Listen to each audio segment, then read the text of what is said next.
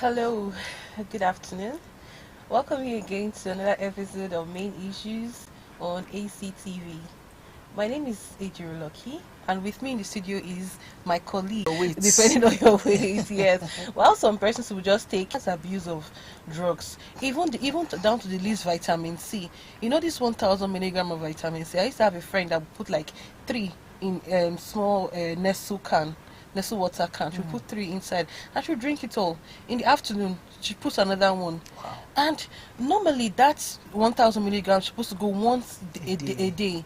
And you do that. And there are so many of them. There are so many. There's one that they take. Have you seen the one they take with balloon? That Yes. you just inhale, you blow up Yes. balloon and you inhale it, and Yeah. they call it laughing gas. Helium something something. That's a very funny botanical name. Like I don't know the other name, but I know they call it laughing gas, and it's really disturbing because it's like almost everybody, if you're not taking this drug, You don't belong. you don't belong. So I would say most of these things comes to like peer pressure. People are pressured into taking these These things drugs, because their yes. friends take it. They feel okay, let me belong. I want to take it. It makes me feel. And then the status sets in. Thank you. Please say It's something. it's a very wide topic. As a matter of fact, I am particularly passionate about drug abuse.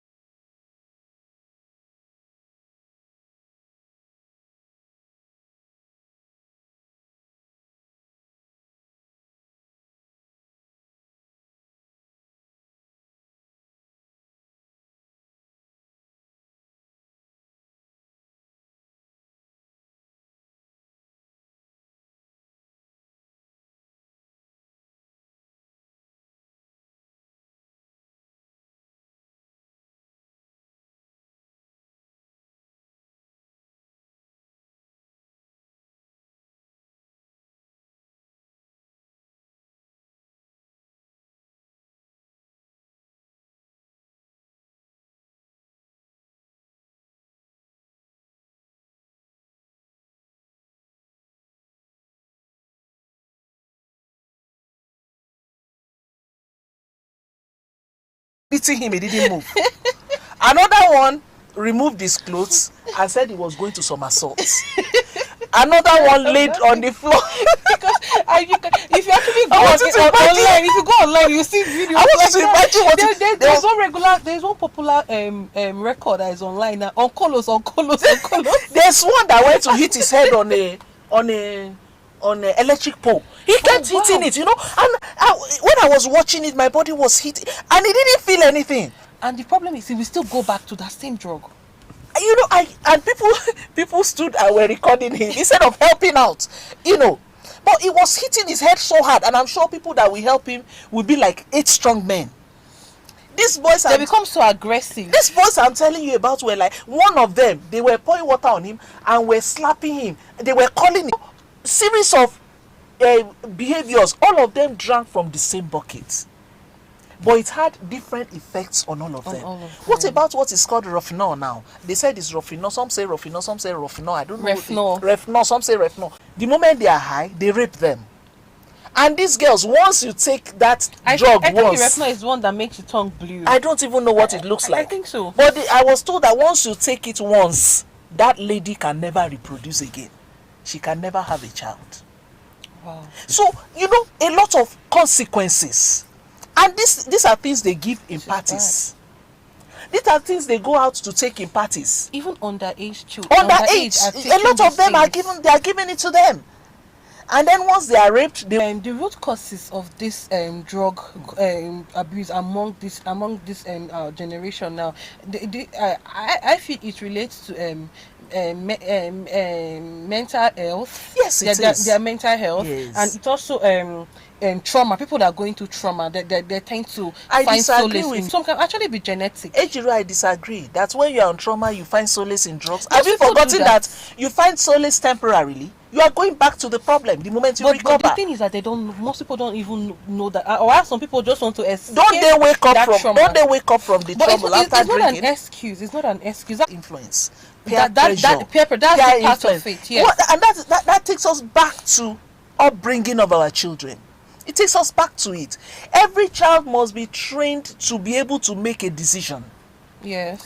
You don't allow people toss you around here and there in the name of wanting to belong. Every child must be trained contentment. All these things still boil down to lack of contentment. Why would a child go out and eat what he doesn't eat at home? In the name of wanting to belong. Wanting to belong. Yeah. Why would you normally, if not that you person that I will go and eat cake in parties, you know, this kind of things are such that every child should know that there's a limit, and every party you go to, you would have seen the signal of the party before going in.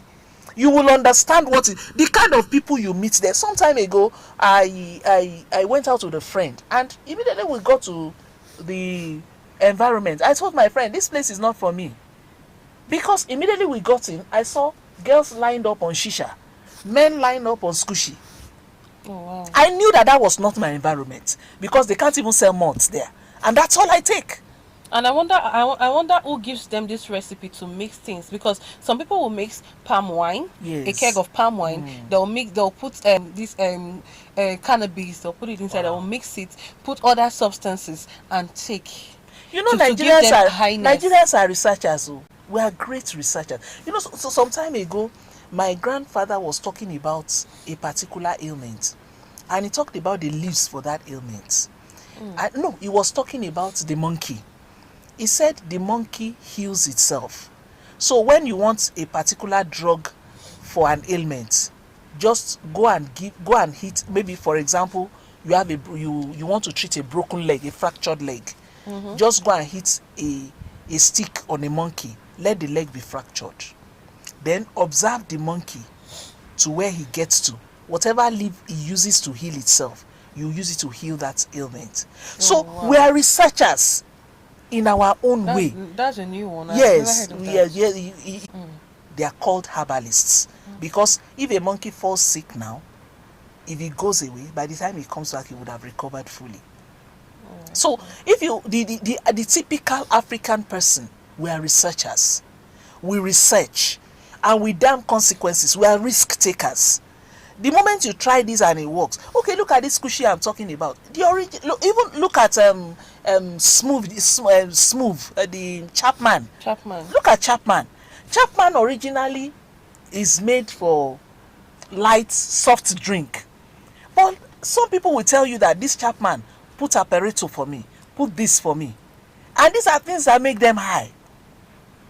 So it's gradually weakness. And so when the husband was telling her, I want you to learn how to cook fufu, how to cook egusi, she started asking for measurements where she went to learn it. And the lady she was learning from said, look, in Africa we don't measure, we use our discretion. Salt, put it this hand. When your ancestor says stop, you stop. You stop. So you know, we don't put measurement in things. And that is how everything we do in life, we don't add measure. That is why we want to make puff puff, we put excess yeast to make it plenty. Oyibo said you put it to make it rise, not to blow it up, to become empty, and then it becomes carcass. The typical African man, to make profit, will increase the yeast. Even though it is dangerous to health. That is how it is with all these drugs. Why would you use Igbo to cook beans? You want to ask. Why do you want to be high on a norm? You are not going to face senators to talk. Why do you want to be high? What kind of happiness, what kind of joy does it give you? Because at the long run, these drugs actually make you depressed. At the end, make you crazy. Eventually, look at, there was a time, there was a something I watched on the internet. A young man, he didn't graduate from school. No, he didn't. His friend just saw him at the gate. He was already mental. His hair was dreadlocked. He was looking tired, and the guy said, wow, we were classmates in school. He was the best student in our class. And then he went to him. Incidentally, they met to go and hug that friend. The friend was receptive. He took him, they talked. He didn't talk normal, but the friend took it upon himself to take care of him. And then they talked about how he was always on cannabis to be able to get the best mark. Eventually, he got the best mark in the gutter. Those that did not get the best mark are the ones that had to take care of him. So what is the essence of it? Why push for something that at the end of the day is fatal? At the end of the day. So these are a lot of, even parents, some of these things, like you said, they are hereditary. Some of these children inherited it from their parents. A father, I know of a man, he smokes a hell. He's a chain smoker. But you dare not send his son to go and buy cigarettes. And he never smokes at home. Why? He said he's battling addiction. And he doesn't want his children to take it.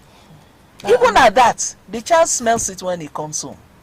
And the smell of this thing continuously makes you... So sitting with a smoker, you're as good as smoking.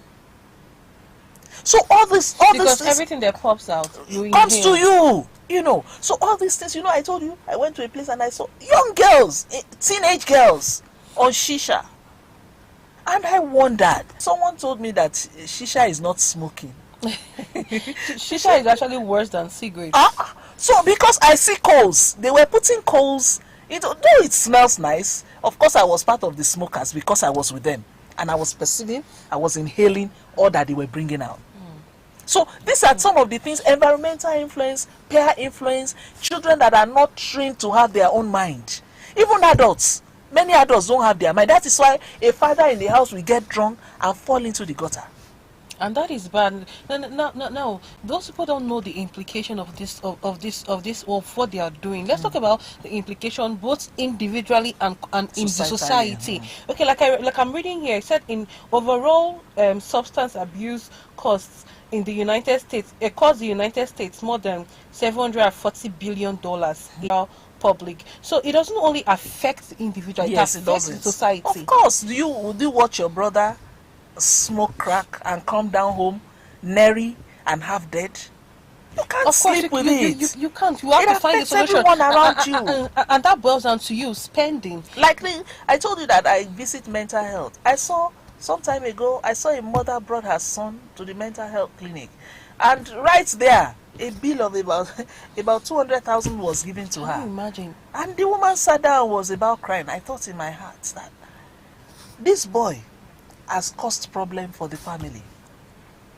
Of course. in one area or the other, just because of an irresponsible child. And I told you can't throw the child away. I told the psychiatrist, I said, if I were, I would throw him away.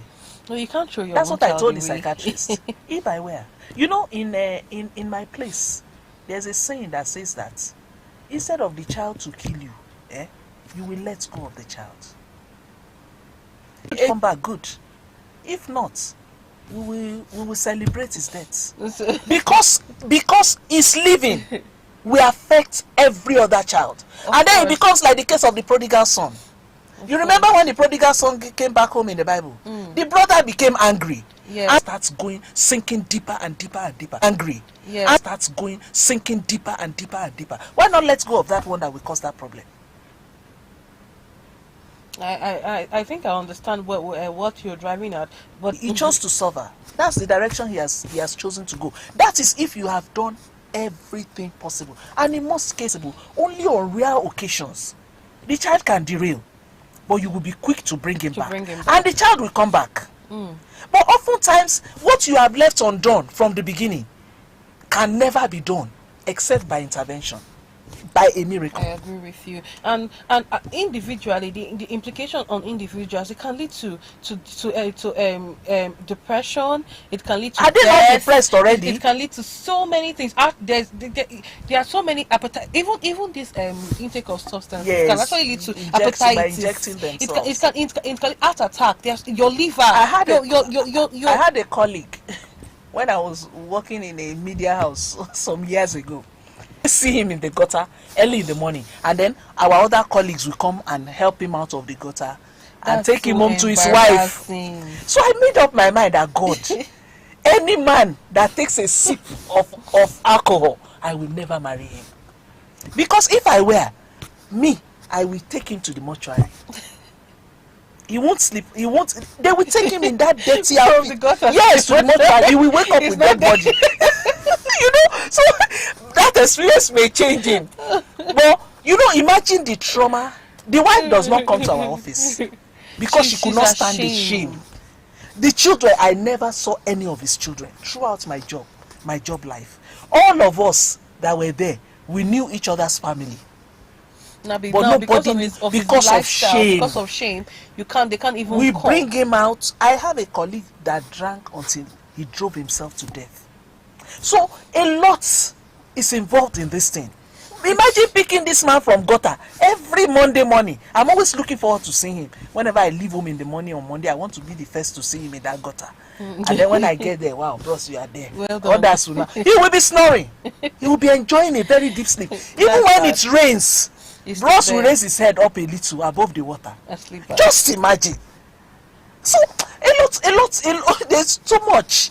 But do you think there are possible solutions to this menace? To this menace, yes, there's possible solution. But do you think those solutions are actually permanent? Yes, a lot of solutions are like permanent. What are the first solution is identify that you are sick. Most of them don't know they are sick. That's the first solution. The moment you identify that, the problem is solved. Like the boy I told you I saw the mother brought to a mental home. The boy was telling the mother, what did I do for you? And I felt like hitting him with a rod. If I had those police rods, I felt like hitting him to reset his brain. And the mother kept appealing. You will know that he's a spoilt brat. Joe, you are not okay. Do you need to tell him? But I didn't talk so that he doesn't beat me up that day. Because personally. So the first thing is identify that I'm sick. The moment you identify it, you yourself will seek for solution. So everybody helping you, every help they are giving you will help you to grow. But the moment you don't identify, look, take them to the best of hospitals in the world, they will go back to the drug. They will go back to the. Yeah, I understand that. Anyway, well, we're out of time right now. This topic is really interesting. Has started again. And we have it's giving us time. And there's a lot of things to even cover up in this. Like I said earlier, it's wide. It's wide. You can't finish it up in 30. One of these days, we'll bring in an expert. Of to course. be able to if we're able to get a psychologist. Psychologists are not common in Nigeria. They don't. I mean, psychologists having a firm where they take care of them. Most Nigerians don't believe in therapists. No, these days we are beginning to believe in therapy. We need it. We need it. Even you and I, we need therapy. No talk, you come and talk to me. No. Even me, I need therapy. No, yes. You can cry the world out. You need some therapy. I need some therapy. Sometimes I ask myself, what is this small thing that has made you react this way? You know, we all need it, one way or the other. Yes. So if we're able to get a therapist to come to the house and tell us that we are all mentally ill, by the time they analyze mental illness, you know that you have one or two. It's not only those on drug. Those on drug are the advanced ones. They are the advanced team that will need. So one of these days, we'll be bringing in a psychologist or a therapist to the house to come and talk to us about the substance abuse and the effects on the long run, and how you have been abusing substances without knowing. For example, I abuse coke. I love coke a lot, and I know I abuse it. And it has caffeine. So it's not only squishy, it's not only 3 or trophy. Definitely. Anything can be abused. Anything that you are addicted to. Anything can be abused. That you are addicted to. We'll be bringing them to come and treat us. Addiction. A psychiatrist, yes. Whichever one we are able to lay our hands on, a psychologist, psychiatrist, or a therapist, whichever one we are able to lay our hands on, we'll bring them to the studio to come and talk to us. Till then, please don't forget to follow us on Facebook, on Instagram, and also subscribe to our YouTube channel, Abuja City Online TV, and also Facebook Abuja City Online TV. Thank you.